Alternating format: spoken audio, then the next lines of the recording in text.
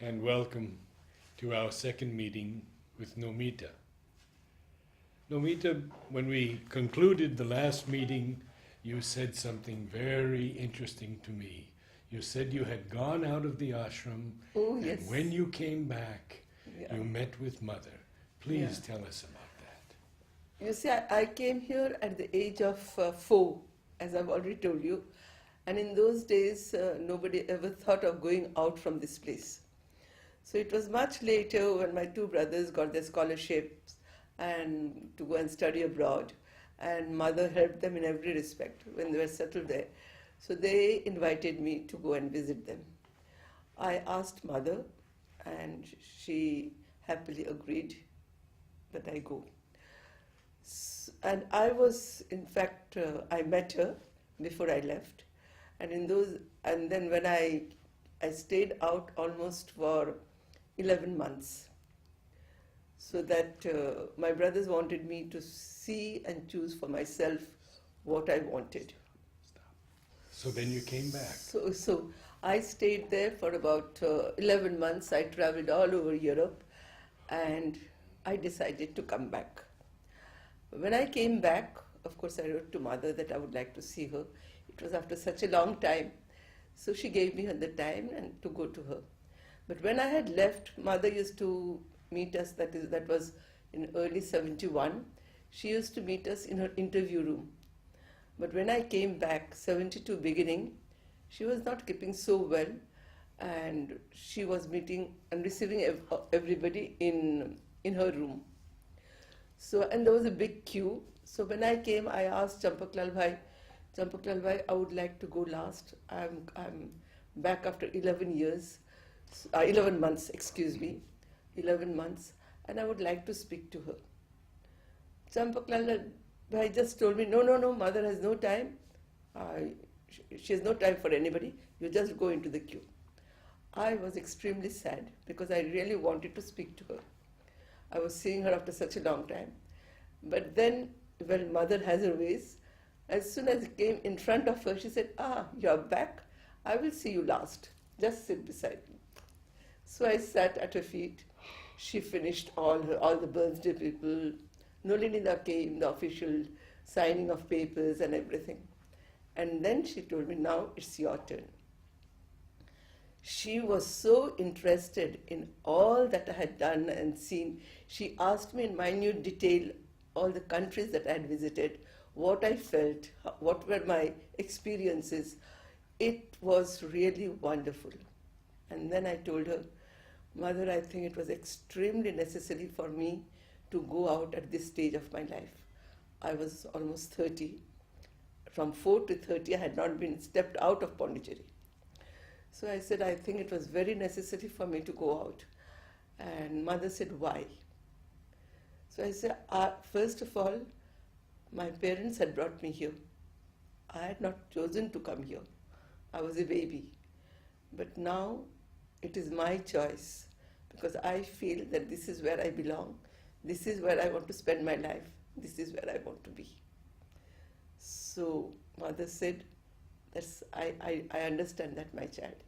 Then I told her, and secondly, mother, as I did not know anything of the outside world. This was my world. Whatever, as I had grown up here, this is all that I saw, and I thought this was everything. But it has helped me in many ways, this going out. So she said, why? Tell me, my child. So I said, because now I can look at life in another perspective. Things which I used to give undue importance, and I thought, oh, it was such a big thing.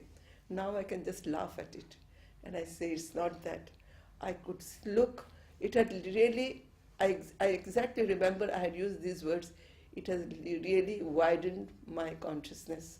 I see life better, I understand life better, and I think it was necessary for me. So mother said, yes, it's very true. And then I remember, that was something wonderful. Kumud was there. She said, give this flower, give that flower. She named the flowers, and then she gave me a hand full of flowers. And then, it was always so wonderful to be with her. She caressed us, she used to kiss us on our forehead. And even today, when I think of all that, I can almost feel her touch. There are moments when I really think of her, I feel her touch, I feel her perfume. It is absolutely true. When I'm very disturbed, and if I can really calm myself, I do feel it. So that was a wonderful experience. So you were there almost 11 40 months. minutes in the 11 mother's months. room. No, when, In mother's room, I was there for about half an hour to 45 minutes. so you saw all the people coming and going and They all, I was, at the end, I was only there, and those who attend on mother, they were there. The others were there. But I had a really nice time with her. I mean, she really asked me, like every mother, she took interest in every little detail. What were my experiences? Which countries I had visited? What did I think? Everything she asked me. And then she said, I understand you, my child. So that's why I always feel that for everybody, the experience is different. You cannot say, no, I have never been out, I shall never go out. I think for everybody, the experience is different, and they have to live their life. So after that also, I have gone out quite often. I do go almost every year or every 2 years during the school vacations or something like that. And I think it enriches me. It enriches me in many ways, and because most of the things that I do later, because I like to create. I do theatres, I do second December programs, demonstrations. And very often, because when I go to many cultural shows and theatres and all that. I don't spend my time just visiting tourist places. I do that too, but I get ideas. Something clicks, and then when I come back, it grows in me slowly. It takes time, perhaps a year or two, and then one day I just say, yeah, this is what I want to do. What are the great experiences in the cultural life that you had seen in Europe? Oh, I have seen one of the best ballerinas doing the Swan Lake. I saw in Paris, Nureyev, and I have seen the what is his name? The modern dancer. Baryshnikov? No, not he. Expression Corporal. I've forgotten his name now. So he was an old man when I went there, but I remember my first experience of modern dance. It was when I was a child. Rolf had come here. We were kids. We understood nothing, and we used to laugh our heads off wherever, and he used to dance at the theatre, and everybody was very much taken by it. The elders danced. I think Amita ji and they even danced with him, Rolf. But we understood nothing of it, and I remember again he's dancing. That was my. But then with time, and when I saw, as I grew up, and with maturity, and when I started seeing, I really started enjoying it. And it's the same with art, painting and all. I have visited many of the museums in the Netherlands, in France, all over, wherever I've been. I've been to the big museums and all. And I remember one experience. I love the Impressionists and the Renaissance period and all that. But I never could appreciate Picasso. And I remember during one of my visits, my elder brother, that's Ranjita, he said, come, today we are going to see Picasso. I said, I don't want to go. I don't like his paintings at all. He said, no, perhaps you don't understand it. Come with me. And he took me. You won't believe, by the time I came out, I really appreciated many of his paintings, to such an extent that I even bought a reproduction of Picasso you must be knowing that, the girl with the pigeon. There's so much in it. You feel the tenderness. It's so simple, just straight lines. There's nothing complicated, just a line with a girl holding a pigeon in the hand. But when I look at it, I framed it and put it at home because I feel that in those simple lines, he has managed to bring all that, the tenderness, the love, everything. So, and then when I came out, my brother asked me, so how was it? What was your experience? I said, it was great.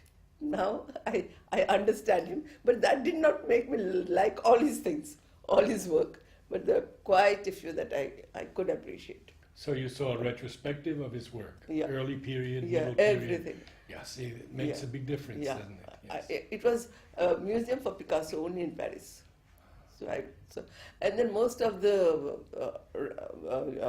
Dutch painters and Flemish painters, because my elder brother was in Holland, so I have visited all the museums. And last I think one of the museums which I visited was Van Gogh's. Oh, you saw the new one? Yeah, I Van Gogh see. Museum. Because I love painting, and so whenever I go, and then I go to concerts, I go to music. But one thing which I've always felt bad that I could never go to an opera, because when I went, there never was an opera. It was because the operas, they have certain periods in the year when they have. There was one in Holland, but it was in Dutch. So I thought, no. Do you do paintings in the ashram? I used to, when I was a child, I used to paint a lot. But I used to do a lot of embroidery. I loved embroidering. And that reminds me of something very interesting. You know, as I said, mother always made us feel at the top of the world, whatever we did. So this was something very interesting. As I was interested in embroidery, so I used to go every afternoon around 1 o'clock to Vasudha to learn embroidery. And then for our birthday, we always used to embroider something for mother. Either a veil. In the beginning, it was just veil because we were young and we were learning. But then later on, we started embroidering dresses for her. And this was a very nice experience. Every year for our birthday, we used to embroider one. Mother used to wear salwar kameez for tennis. So we used to embroider a kameez for her. And we offered it to her in the playground on the eve of our birthday. And she wore it for our birthday every year. So Every year? Every year. So I did it for quite a few years. And then I remember one year I had made a foot mat for her bathroom. It was a nice, very beautiful design. And then Vasudhavan told me later, Namita, you know, mother liked the design very much. Would you like to make a dress with the same design? So I said, yes, why not? But that was cross stitch. But this would be, you know, running stitch. I mean, I had to count and all. So I said, okay, fine, I'll do it. But it was a big job. And at the end, I could not finish it alone because then there were two others who helped me to finish it. So I started doing it. And mother had worn this for her 80th birthday. When she's doing the declaration in the theatre, she's wearing that dress, you'll see. It's fully embroidered on net. How wonderful. So that was something which for our birthdays, we always did for mother. And then, as I said, mother gave a lot of importance to our birthdays. And in the beginning, when I was a kid, I remember going to her, I don't know how many times, 3, 4, 5 times. And then each time we went, she gave us a big bouquet of flowers. So it was a very special occasion for us. And it's later on, when she started coming to the playground, then on the eve of her birthday, we had to give her a chit with our age, our name, our age, and what were the books we wanted written by Aurobindo or for her. So we had to give the list. So on our birthday, after she had finished the distribution, it was the turn of the birthday children to go. So when we went to her, there we had a little bag with as many trophies as our age. She used to put it there, and we had a whole lot of books which we had asked for, which each one she signed and she wrote our name. Oh, So all that is also there. So we have those books. Yes, yes. you mentioned that it was always so special, Mother's atmosphere during the 1st and 2nd December. Yeah. That, you said something which we always felt, that, well, in the beginning she took a lot of interest. She used to be there personally. She used to be there and direct also for the theatres. She in fact wrote 3 plays herself, which she directed. I did not play in it. I never took part in the plays, but which she directed and she did. And but otherwise she used to direct. There were others who were directing, Norman Dowsett and others who used to be, but she took active part, and even for our second December practices, she used to be there. She used to see any, if there was any suggestion, she used to give. So, as a child, well, I was just a participant, but I remember my first, when I became a captain, as I said, I became a captain at the age of 13, and the first drill that I had composed, it was just a drill with symbols, those little symbols. And it so happened that, well, the children in my group performed it, and mother was always praised and encouraging us that it was very good and all that. I was thrilled. But recently I was going through my old papers, and when I saw the notebook, I said, my, what a simple thing I had done. And mother and Dada had put me on the top, made me feel so wonderful that it was great. And then when Nehru came in 56, we were asked to perform it in front of him also. So that's how but mother, we always felt that she was there. And then from the time when she stopped coming, we still feel we have the same feeling that she is there. We do it as an offering to her. We put our heart into it, and I think most of you have. And this year was especially very special, because I really tried to recreate whatever the atmosphere, the things that we had done in front of mother.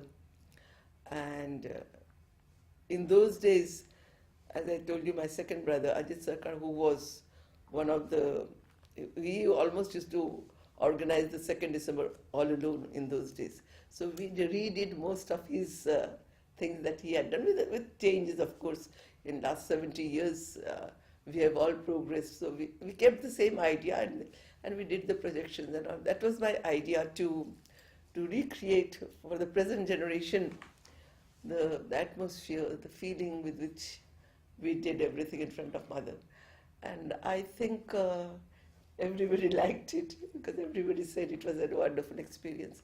But I must say it was a very big experience, very big work for me, because as I said, I started writing that book, and I started writing from my memory, and then I thought, no, it's not, memory can falter also. So I started interviewing different people of that generation, going through the records and all. It has been a big work, but I must say, last 2 years, but I must say I've enjoyed every moment of it, because I've lived with mother. I've enjoyed every moment of it. You had mentioned that at one point you wanted to give up your Yes. captaincy. Yes. Could you tell us a bit about that and your meeting with mother? Yes, but well, it was some personal problem of mine, which I don't want to speak No, about that. Of course not. So I wrote to mother. I was disturbed. I must have been 16, 17 or 18 perhaps. I can't remember exactly. And then I wrote to her that I really didn't want to continue under these circumstances. So, and I went and gave the letter to Nolinida before I went to my classes early morning. Half an hour later, Nolinida calls me. This is your answer from mother. And I have put it by, you must have read the mother's letter, mother's answer. Could I just... Please, yes, please show it to us.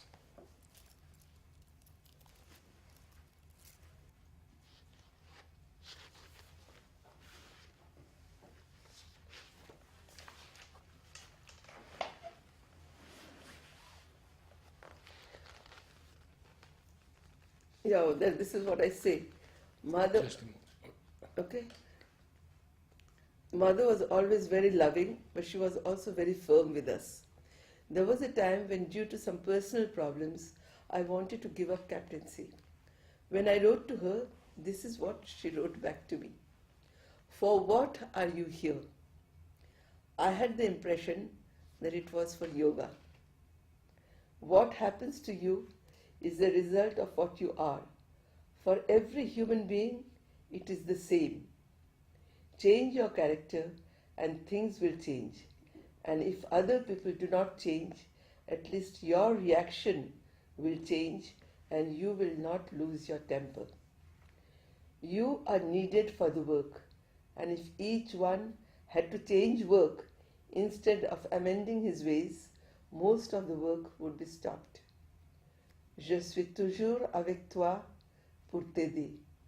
Mais pour que l'aide soit efficace, il faut que tu la veuilles et que tu l'appelles, au lieu de penser à ton ego et à son désir d'être bien traité. Bénédiction. Thank you. So I should say it's not always easy in our work. We have problems. But what keeps me going is this, which Mother has written to me, that I need you for this work. And You wrote in French or English? as I wrote, I've just first part she wrote in English, and last part she wrote in French. Ah.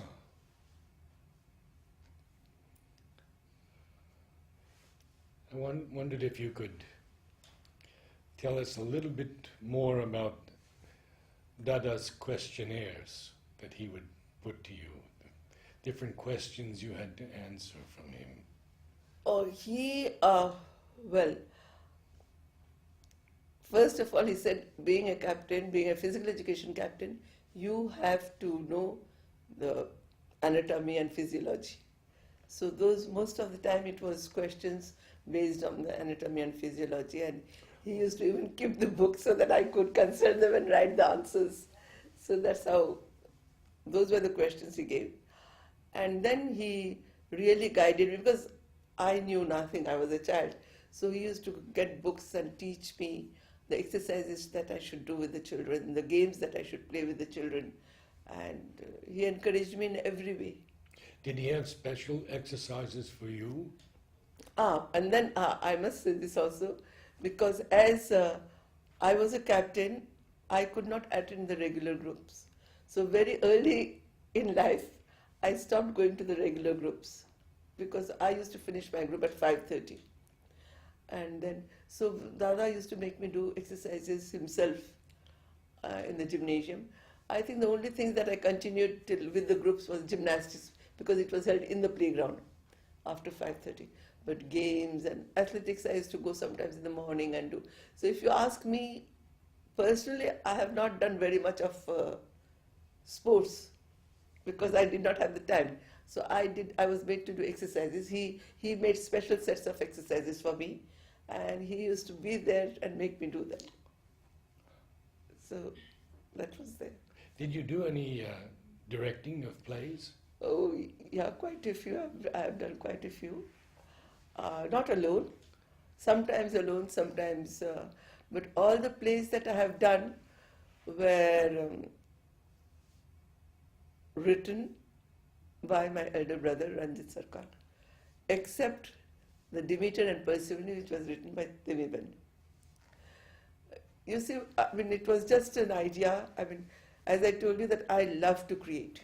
And so often the first theatre that I did at the theatre hall, the first piece, was Mother's short story, Le sentier de tout à l'heure et la route de demain ne mène qu'au château de rien du tout. In English? Yeah, that was the Mother's short story. Could you say it in English? Wait, I have to that's the friend.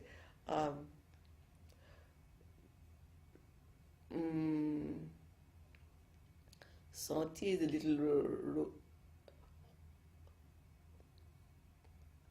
how could I say, the way of, can I call it way? It's a small lane or something, a sentier, a lane, or the of just now, and the road of tomorrow leads to nothing. No man leads to the castle of nothing. So that is a story which she had written when she was 12 years old, and as a classwork, mother had written. So I was fascinated by this story, and I wanted to. It's a very short story which is published in Les Belles Histoires. So I started thinking that no, I want to present this. There's so much of possibility visually. When I do a piece of theatre, for me, the visual aspect is very important. It has to be beautiful. I mean, people have to enjoy doing that. So that was the first play that I did, Le Sentier de tout à l'heure et la route de demain. And there, it was very interesting because there was a French gentleman here by the name of Jean-Louis. He was a master tailor, and it was his profession to do costumes. When he was in France, he used to do costumes for theatres. So it was very interesting because he accepted to collaborate with me. And we did this with the story is very simple. It's a little boy who had some homework to do, but he was too tired, and he said, "Oh, I can do it tomorrow morning." So he kept it and he went to sleep. And in his sleep, he got a dream. That the whole thing is his dream. That he dreams that he's walking, and he's surrounded with flowers and birds and beautiful fields, and he's walking, and they're saying, "Go back, go back. You're not on the right path. The sentier, you can say path. You're not on the right path. Go back." But he said, "No, I have still time. I'll think of it tomorrow." And finally, he comes to a crossroad, and he doesn't know which way to take. And he said, "No, now let me take this. It doesn't matter. I always have time to come back if it's not the right path." And he goes, and slowly he comes. He comes on to a place where there are ravines, and he sees human beings crawling in the ravine, and they try to get up, but they fall and they can't. But he pushes on. He goes on and on and on, and finally he comes to a place where it's a desolate desert. Nobody's there, and there are ghosts which come and touch him, and he comes in front of a beautiful, huge, big castle. So, but the moment he touches the castle, the whole castle crumbles down. And then there are these owls and crows which come out, and they push him, and they push him. He cannot resist, and they push him into the ravine, and he falls. And he wakes up from his bed. It was all a dream. He wakes up, and then he realizes that, well, we should never put away for tomorrow what we can do today itself. So that was my first attempt at, and it was more visually that I did. And then the second one was, I did it was a Bengali dance drama based on one of the Rig Veda stories. That was also written by my brother, because he also is a poet. So he had written it, and in that the music was done by all our Ashram, Bashob, Aurobindo, Manob. They had done the whole music. It was a dance drama. It was a story from the Rig Veda. And then the third was the March of Humanity. It was for the 2000 millennium. I mean, the former students, they came to me and they said, "Namita, why don't you put up something?" So I said, "I have no ideas. Come on. What do you want me to put up?" No, you will have an idea. Please, why don't you put up? So that made me think, and then I phoned up to my brother. I said, "Look, this is what I think, that as we are entering the new millennium, it would be nice if we showed the evolution of man from the beginning, from the creation to the Sri Aurobindo, and with Sri Aurobindo supramental." So he said, "Okay," because whatever we did, we worked together, my brother. So he used to write and send me the papers, and I used to. So he said, "You make an idea on what you want to do." So I used to do it, and then he used to give it form, and he used to. "Oh no, by the way, I'll finish this then," and then so we did that. So it was nice. I started with with the creation, with the Big Bang. So that was a modern dance which we had done together, the children and me. And then we saw the creation of the universe, the stars, and the whole theater. I had got one of those balls which turn, and I had got it from my brother. I had brought it from Paris, so that the whole auditorium was full of stars. I mean, to show that, and then the creation, and then how the world was created. It was, and then we showed the prehistoric men and women. And then from the prehistoric men and women, we came to the three major civilizations: Mesopotamia, Egypt, and India. So we did that, we showed that, and then finally we ended with Sri Aurobindo's Savitri. So that was one.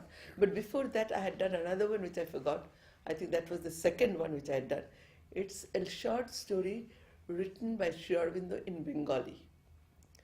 It's called Dream. It was a dream where, you must be knowing that, it's a dream where there is the story is very, very short, but I enjoyed doing it because I could really put it, but that too, it's a short story, but my brother had dramatized it.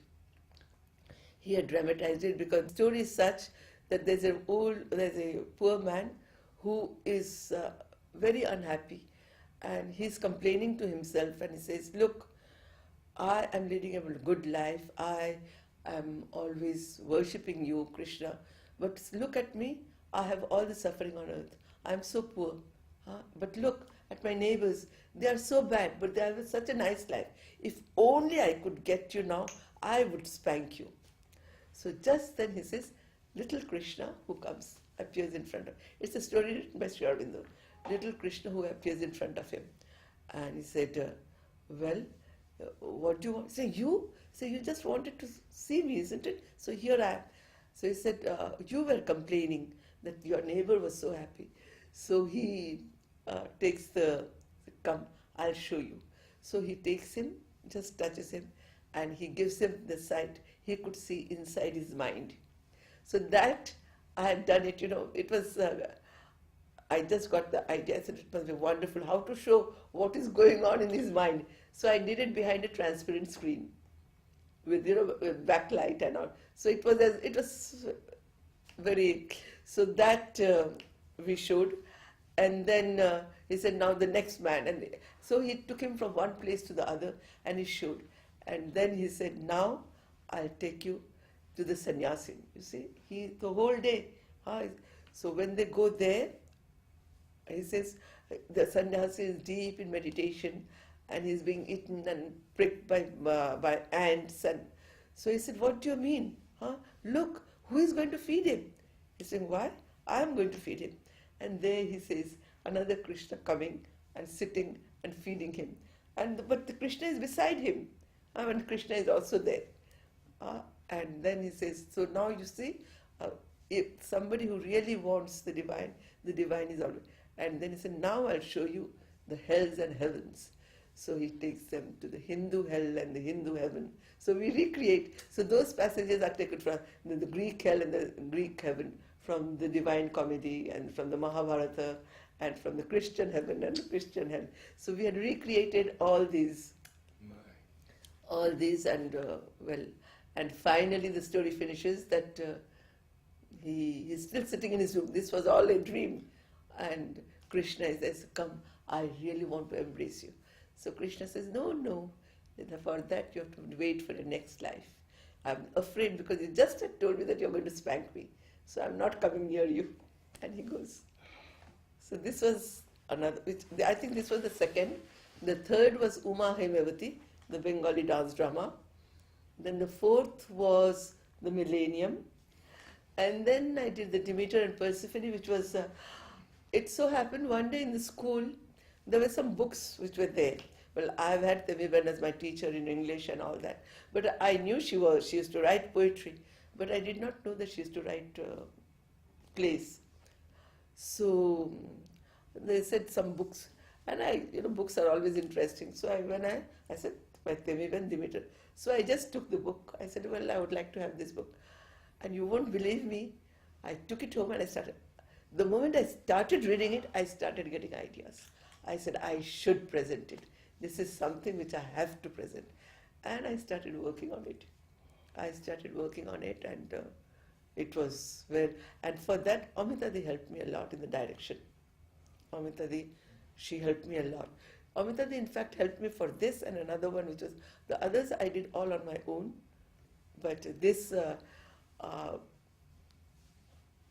and as I told you, for me, the visual aspect is very important in a theatre.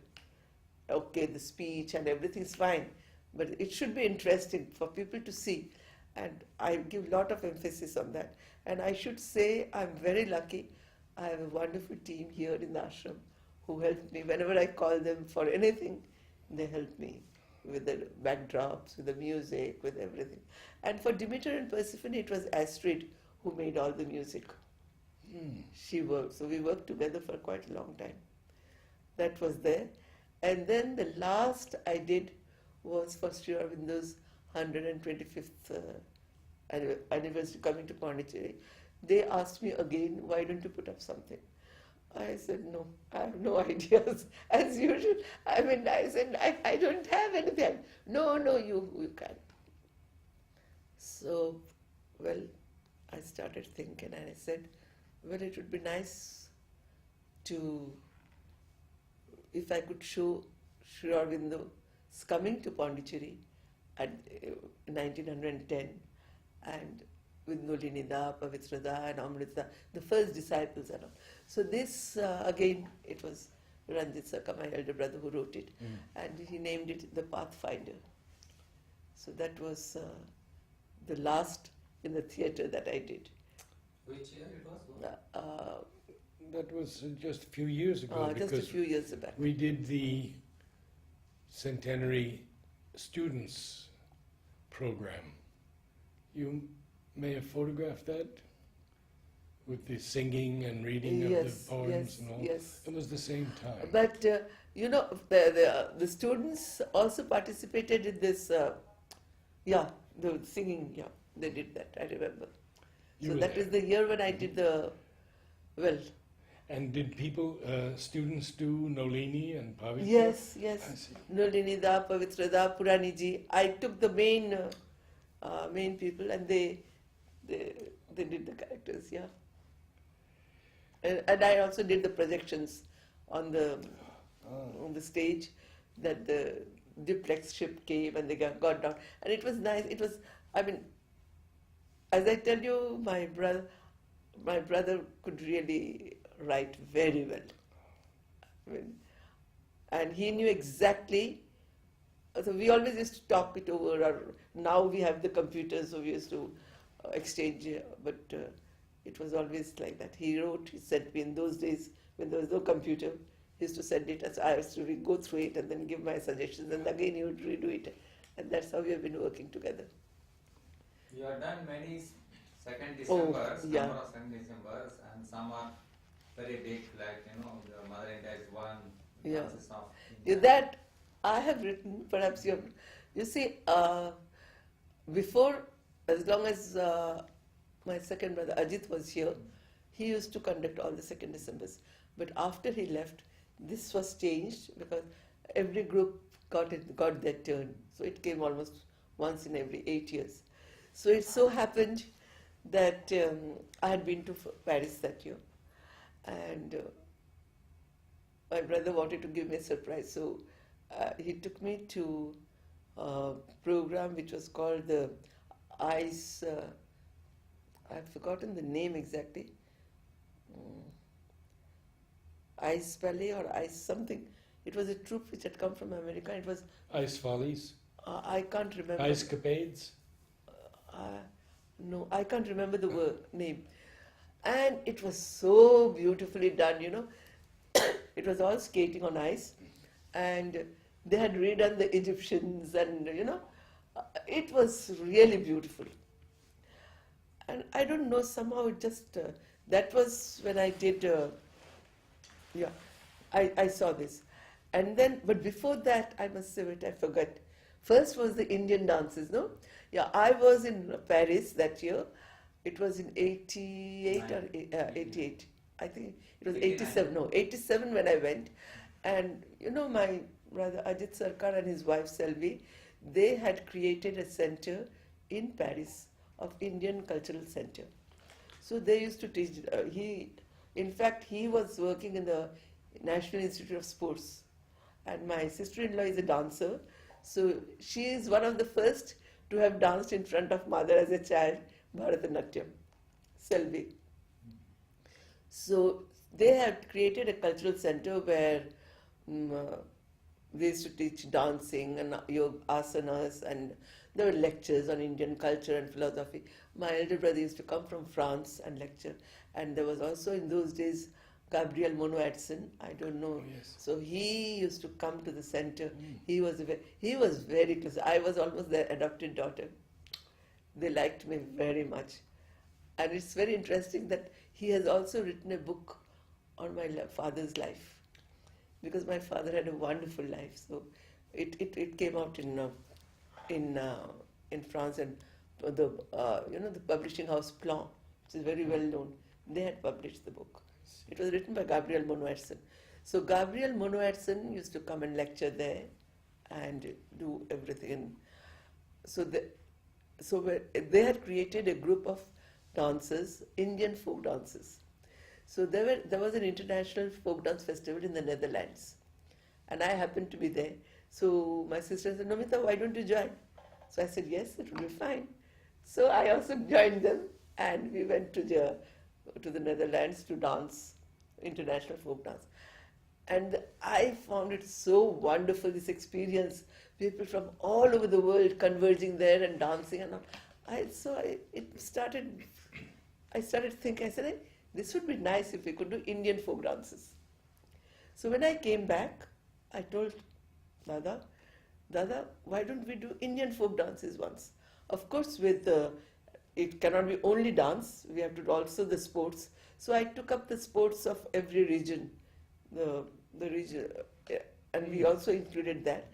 And then the folk dances, of course, I had to do a lot of research and work on that.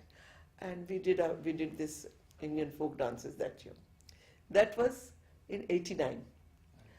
And then the second program was in 93 for the Golden Jubilee of the school. Now this I must say, it was not my turn, of course. So we had a captain's meeting, and then they said it is a special year, the Golden Jubilee, so we should do a special program. So Dada said, "Yeah, fine, come on, you do." They said, "But we don't know what to do, give us some ideas." So Dada said, "Okay, all of you give." The captain said, "All of us will give ideas, and you choose the idea that you like best." So of course I also gave my idea. So I took as a theme, "Let us work as we pray, for indeed work is the body's best prayer to the divine." Now this is a message which I had seen when I came as a child, which was written and which was put in every department. It was hung on the wall of every department. And I thought, well, it was the right moment to rededicate ourselves to this, what Mother had asked us. So that is why I chose this. And well, Dada said, "No, this is the theme that you should do this year." And that is how I did. And that year, I don't know if you remember, the former students wanted to participate also. Bearers. Yeah, so then, so that is how I got. So the former students, so I said, "What will you make the former students do?" I was very clear in my mind. I said, "Well, all the students who have gone out from here, I feel that they are the torch bearers of Mother and Sri Aurobindo. So we will do something with torches." And then it was a big hit. Everybody liked it very much. So that was 93. And then the next, and I remember after I finished the Indian folk dances, Tanmaida had come up and told me, "Namita, think of doing international folk dances." So I said, that's too big a thing. This was very simple costumes, because either you wear the sari this way, or you wear it in that way, or you stitch it up that. but to do international folk dances is extremely difficult. So I said, no, but I would like you to think about it. Well, years went by. I just have this feeling that only I could not do it when Tanmaida was there. Years went by and I was again in Europe. But as I said, I go from time to time, and I was again in Europe and I was at Brussels. So one day, my nephew said, come, we'll go and see the museum. I told him, let us go to the media library. We're in Brazil. So I went to I was in Brussels, so I went to visit the Mediatek because I wanted to get some music. As I do programs, it's always nice to have some good music. So I was going through the things and suddenly I saw international folk dances. And I said, my God, this is wonderful. And as I saw, the music had a booklet with it, with the dances. So I told my nephew, come on, I'm going to take this. Could you kindly record the music for me and Xerox the book? So he said, yeah, that is easily done. So we brought it and we did it. And then when I came back, I told Dada, I would like to do the international folk dances. So he said, well, do it for the 60 years of school. That would be nice. It will be a special year, special program. But then I said, but you know, it won't be easy. It's a lot of expense and making these costumes and all. It won't be, he said, it doesn't matter. Go ahead. It will be very nice, you do it. And then it was 2 years later that I did the program. And it was really hard work because I had to learn the dances first, reading the books. I learned the dances. And then it so happened like a miracle, somebody introduced me to somebody, a foreigner who was at Aurobindo, a lady who knew quite a few folk dances. So she came and helped me also, and she helped also in the designing of the costumes, and well, everything worked out. Mother must have arranged everything. And Andhra also somebody came. Yeah, and then that was when I did India. So when I did India, there was one dance which I did not know, one of the states, because I had done all the states. Oh. So one state which I did not know, so Dada got somebody from Andhra to come and teach. So that, and then it was another, the Karnataka thing was very interesting. You know, every 16th of August, they have this Fadde Pondicherry in Pondicherry. Yeah. And people from all the states come and do their folk dances. Karnataka had nothing. So I went and met the manager. I said, look, will you teach me one of your dances? And he said, yeah. I said, when can I? You come in the morning. So I used to go to him in the morning and learn the dance so that I could teach later. Well, I don't know, somehow or other everything just worked out. So how do you manage the costumes? So Dada encouraged you to... Well, you see, because that part is very interesting. Many of the ex-students who have stitching units here, when I asked them, could you kindly stitch the costumes for us? They said, Namita, they will go all out to do all the costumes for you. So at the expense of their work, they did they stitched all the costumes. And the cloth, so Dada used to tease me for, Namita must have bought some kilometers of cloth. So, but as I said, it was a big expense, but I must also say how Mother helps us. Halfway down, one of our former students came up to me and said, we want to help you for the 2nd December program. So I said, well, I'm getting all the help from the department, physical education department. So he said, it doesn't matter, but I could, even then I would love to. So I said, okay, because it's a big expense. If you like, you can give some, financially you could help. So the next day he came with a big amount, a check, a very big check.